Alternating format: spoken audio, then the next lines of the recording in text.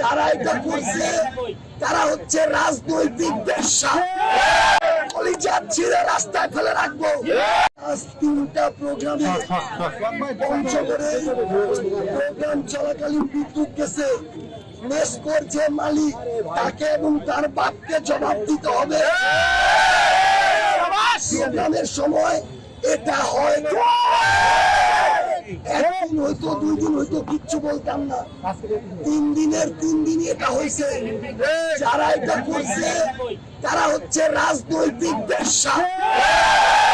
এই রাজনৈতিক দেউলিয়াদেরকে আমরা দেখে নিব তাদের কলিজা কত বড়। কলিজা ছিঁড়ে রাস্তায় ফেলে রাখবো। এই রকমের যদি রাজনৈতিক দেউলিয়াত্ব দেখায় একদম স্পষ্ট করে বলে দিলাম, এরপরে দেখে নিব বাংলাদেশের